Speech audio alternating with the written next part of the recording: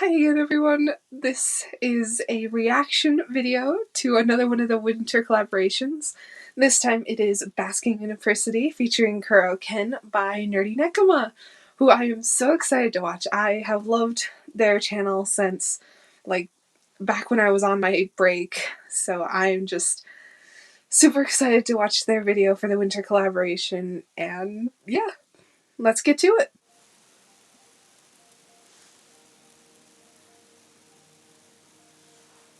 Kuro, it's getting cold. Kenma whined as the Tala dragged him through the icy forest. He hid his face in his scarf and tried making himself as small as possible in hopes he could simply disappear into the comfortable warmth of his jacket. Just a little further. Can I just say how calming their voices? I could fall asleep to their voice. It's that calming. I love it. Pulling him closer to his side. Look around. It's so pretty. Kenma just glared at him, shivering. I can't feel my legs anymore. Poor Kenma. Natala seemed to think about it for a moment before smiling widely. Alright.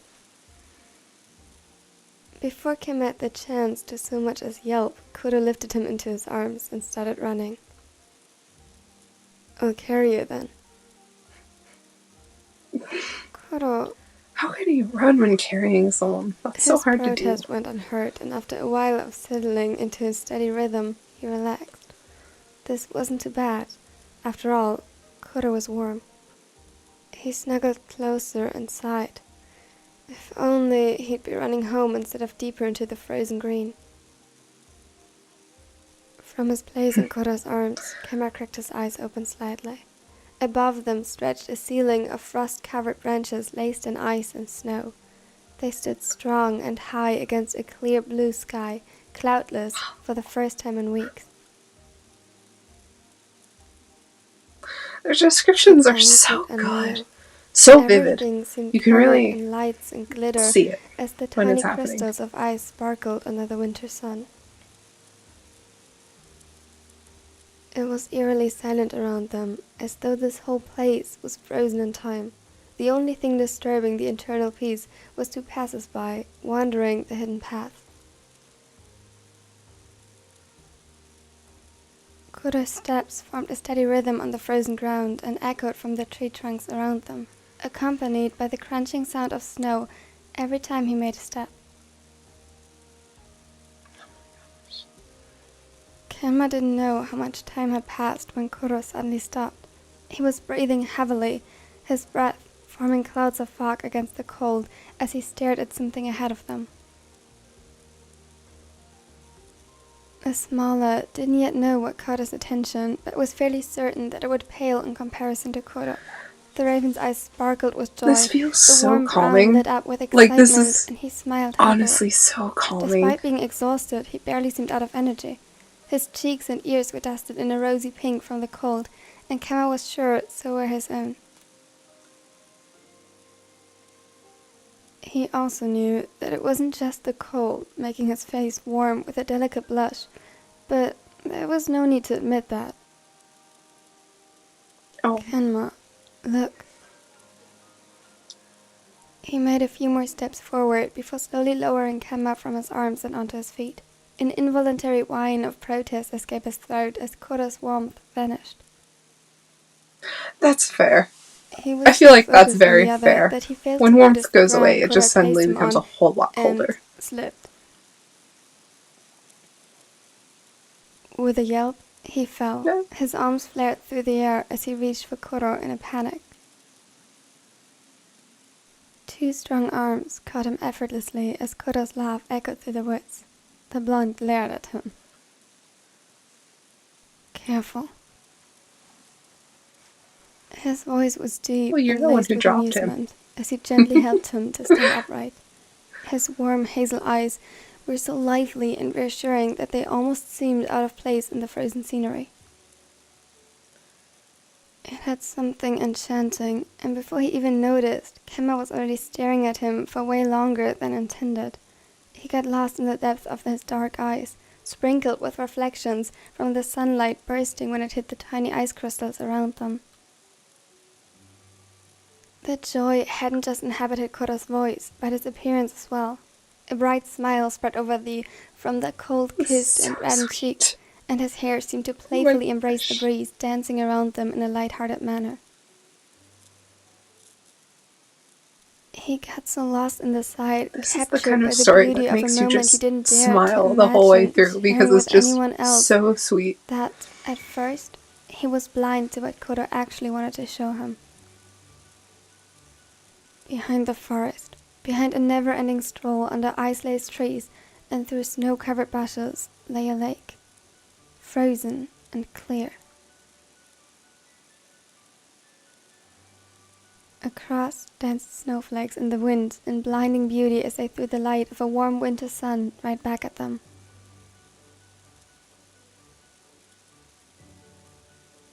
So, what do you think?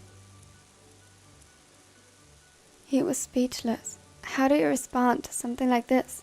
How even did Kuro find this place? Amber met brown as he looked at the Tala again at a lack of words. He wasn't sure what Kuro expected of him and simply waited for the other to guide him.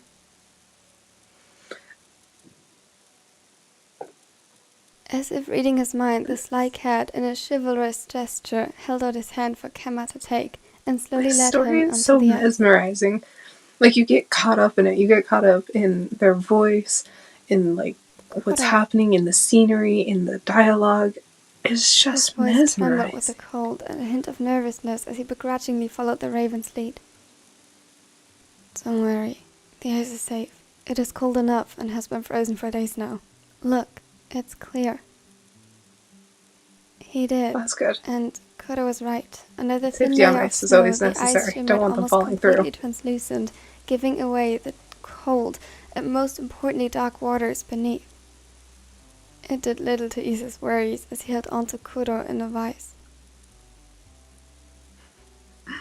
It wasn't so much that he feared breaking in and drowning, ending in a horrid and freezing death, though that was certainly something to be kept in mind. Rather, it was the ice itself that presented a terrifying challenge. Years of volleyball couldn't have prepared him for the hardships of holding his balance on the slippery surface, and worst of all, looking so stupid in the process. Oh. I mean, everyone who goes on the ice first just looks like a cat. Guiding him by his hand and whispering soft reassurances right next to his ear. How you put a cat was now in the complete ice opposite. and just flops. In a matter of minutes, after Kim had fallen a significant amount of time, despite Kuro's help, the older could not but let the laugh slip and didn't stop ever since. It was the cruelest kind of betrayal, and Kemma threw a scorching glare at his direction whenever he wasn't fighting against gravity. Gravity was already stupid when he had a firm ground to stand on. Now it was pure hell. He felt like the victim of some underdeveloped, broken game dynamics as he fought himself up from the icy surface again. That's only fair. To see that I feel like that's fair, especially with ice. Kuro, on the other hand, could almost be described as graceful in the way he slid across the ice, seemingly commanding the elements at his will. It wasn't fair. Defeated, Kemma let himself fall onto his butt again. If it wasn't for the shame of being called a coward, he would have preferred this very position from the very beginning, though even after the attempt, this was hardly any better. Ice is cold. Why would you just sit on it? He was satisfied just watching the Tala from the sidelines, yet he would have preferred it if it wasn't so cold, and if he hadn't made a fool out of himself beforehand, and if he perhaps had one of his games with him. Just one. Kenma, come on, don't just sit there. It's fun. Yeah, but only because he managed to stay upright. Either Kuro had cheated and unlocked a secret skill that was unavailable to the usual player, or he simply hadn't tripped over the same spot that caused him to lag. Kuro laughed as though he knew exactly what was going on in his head. Come, I'll help you. You tried that before. God, it's so sweet. Like, well, now I'm serious. So sweet. Come. He whined and, very reluctantly, let Kuro pull him up by his arm again. Immediately the anxious feeling crept up his spine as Kima felt his feet slip. What in the absolute hell was supposed to be fun about this? To him, this was torture. There was no safe strategy.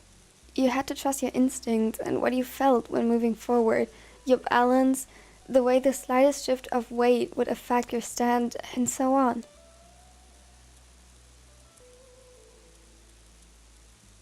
Unfortunately, rather than Kuro actually teaching and securing Kemma as he originally planned, it seemed as though Kemma's bad luck and misfortune had transported to Kuro. Oh no! They both fell. It hadn't even been a minute until both of them found themselves laying on the cold surface, faces turned towards the sun and fairly content in their position. After all, laying on the ice was way safer than walking on it, and cooled the already blossoming bruises. Next to him, the light-hearted laugh of Kuro echoed through the frozen forest, filling it with delight. Oh the my raven gosh, I love how they describe pulled him closer. Oh, that's just... If you were a black cat, I'd say you're a bringer of misfortune. His deep chuckle resonated in his chest as Kimba pressed his head against it. You think I bring misfortune?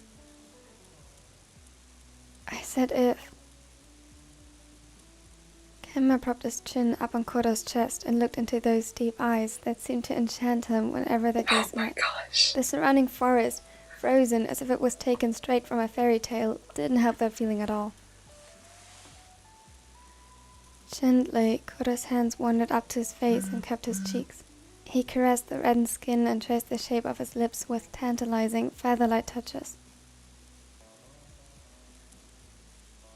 Kenma, you're my greatest fortune to me.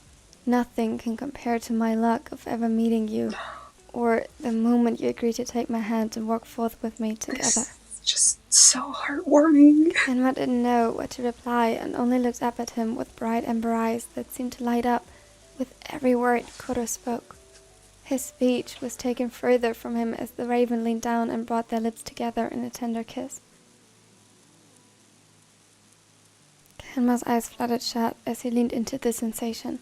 A sudden warmth seemed to flood his body from where they were connected and banished the cold at the furthest edge of his consciousness, too out of reach to care. Oh my gosh. This he felt adorable the warmth of the sunrays on his neck as his hair parted as he leaned forward to chase after Kuro's touch.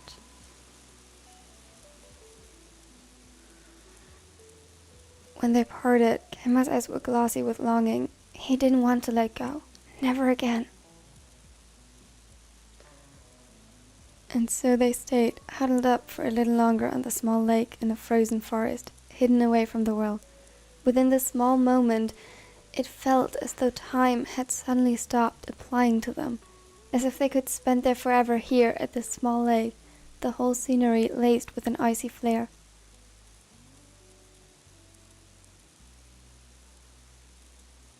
When he looked around now, and as he saw the first tiny snowflakes dancing from the sky again as it began snowing, Kenma felt as though they had been trapped in a snow globe. It was too beautiful, too surreal to be a place that existed in reality. This is the kind of story that, like, it feels like you're in there with them. Like, not disturbing the moment or anything, but it really genuinely feels like you are right by them. Like you are experiencing the stuff that they experience. Alright, so their video was just amazing. I love the way they describe stuff. It, like I was saying, it really feels like you're just there with the characters. Like you can feel everything, see everything that they see. It's just one of those stories that really just engrosses you in it. And not to mention, it was just super cute. Like, it was just so cute. I was a little concerned that they're laying on the ice, but they'll be fine. But it's super sweet, and I love when people write Kuro and Kenma like that. Like, it's just so cute, and I just absolutely love their writing style. Like I said, it's mesmerizing. Like, you get like entranced in the story. It's so fun, and I can't get over it. It's so sweet. But yeah, that was a really good story. Anyways, that is it for today. Thank you for watching, and thank you for all the support. I will see you when I see you.